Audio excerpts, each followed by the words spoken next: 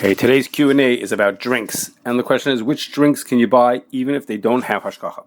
So let's start from the simplest. That is bottled water and seltzer. They don't have any kashrus concerns unless they are flavored. Most of the other additives that would be added to them, like fluoride or caffeine or minerals, are either innocuous or always bata b'shishim. But there are additives that can be put in that are more sensitive.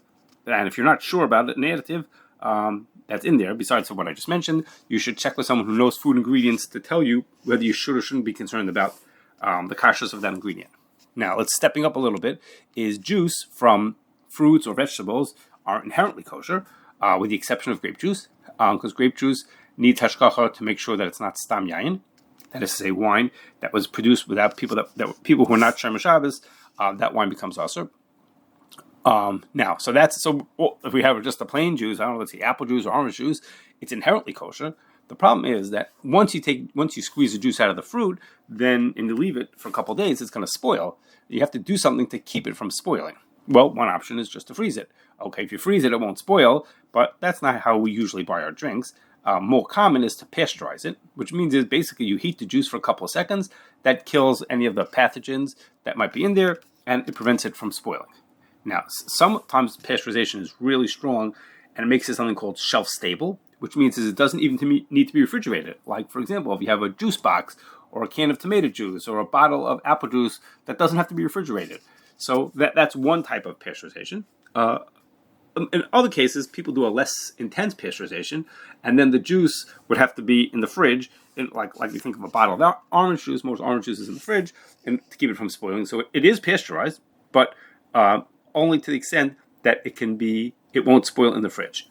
Now, the equipment that you use to pasteurize juice, basically which heats it up for a couple of seconds and then cools it down, is very flexible. And you could use it to pasteurize grape juice, which we said is stam yayin, or milk, which is obviously milchigs, and even other things like chicken soup or any other liquid beverage.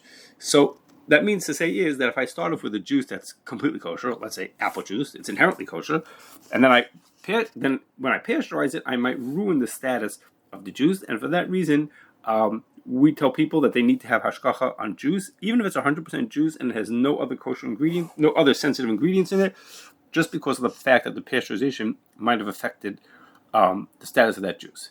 Okay, now let's go to another kind of drink, that is soda.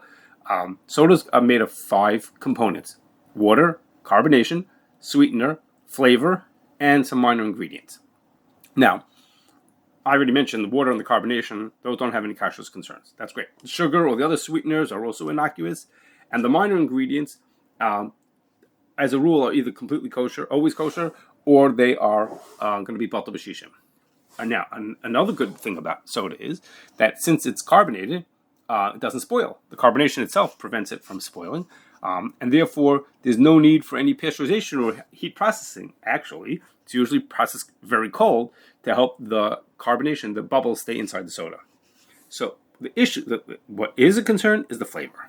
Okay, the flavor of those 5 components that I mentioned that are in the drink, the flavor is the one that raises kashrus concerns, and therefore you should only drink soda that has hashgacha.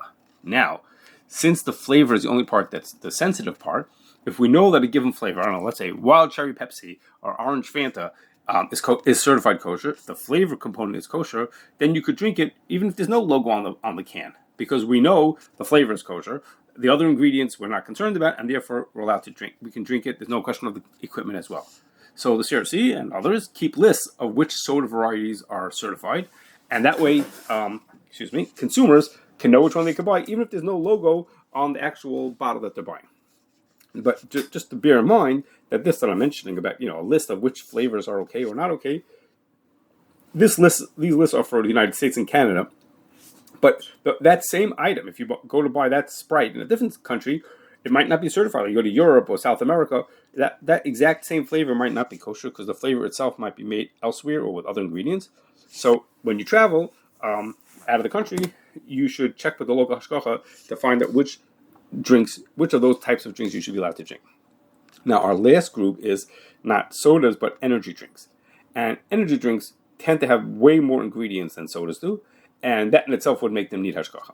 Second is, as a rule, they're not carbonated, which means that they have to be pasteurized to keep them from spoiling. So, as I mentioned a few minutes ago, the pasteurization equipment can be used, excuse me, for other things as well, and therefore that's another reason why the energy drinks need hashgacha to make sure that they're processed properly. It so happens one of them, quite a challenging issue that comes up with energy drinks and sometimes with fruit juices, but mainly with energy drinks, is in figuring out how to kasher equipment from non-kosher product to kosher product. I mean, this is a certified product.